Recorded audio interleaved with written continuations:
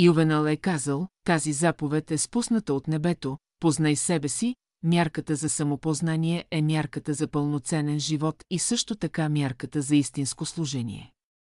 Това познание може да не бъде постигнато за един ден, но към него трябва да се насочват обучението и дисциплината в ранните години. Най-голямата победа, постижима в този живот, е тази на осъществяването на потенциала на личността, а най-голямото поражение е провалът в тази посока.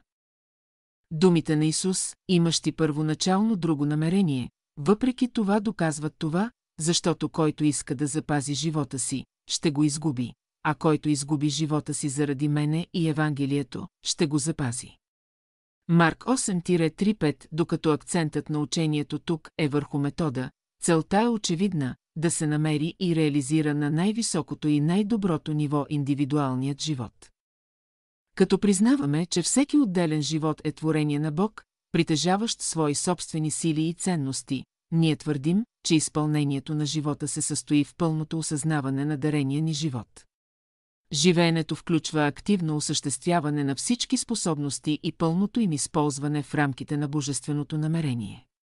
Пълноценният живот не допуска атрофирани способности, никой друг зов не е стигал до пророка на Патмос. Освен този на славния сред светилниците, отправен към църквата в Сардис, не намерих твоите дела изпълнени пред моя Бог. Откровение 3-1. Успехът се състои в живеенето, а не в постигането, не в наградата за вършенето, а във вършенето само по себе си, не за печалбата от златото, за получаването, трупането, притежаването, а за радостта от делото, за задължението да се действа, живей с духовния живот. С повисшето желание и действие, с великия пояс на Бог, върви и обгради земята. За да се подчертае този най-дълбок от всички уроци, е необходимо първо ясно да се определи сферата на разглеждане.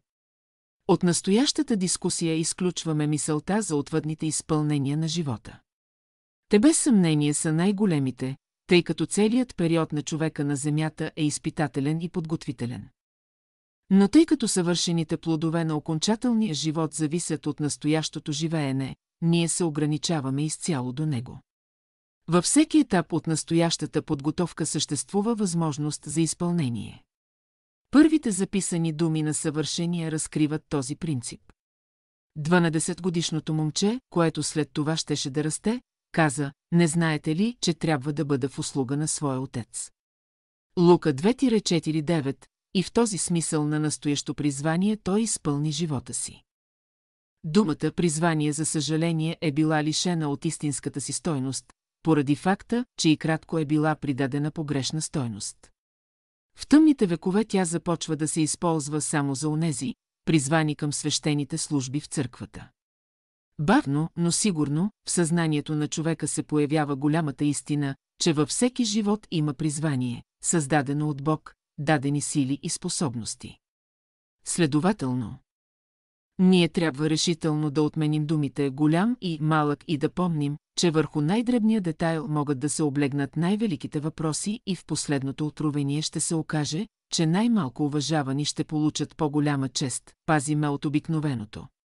Извиках аз: не ме оставяй да вървя по пътя на обикновените хора, а скопне да вървя по по-възвишен път от тях, които ядат и пият. И за нищо друго не мислят.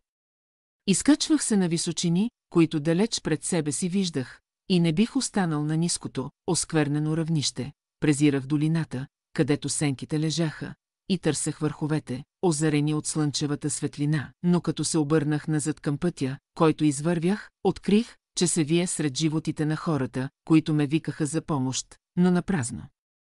И сега, преди да видя лицето на Бог, бих искал да помогна на тези, които тогава пренебрегнах, но никога повече не мога да мина по този път.